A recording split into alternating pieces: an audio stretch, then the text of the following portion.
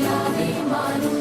நம் இதயம் என்னும் சேரும் ஒரு புதிய பருவம் பாடும். இந்த ஆசை தேரோசை இசையாகும். இந்த திருமண கொண்டாட்டம் நம் குடும்ப ஆர்ப்பாட்டம்.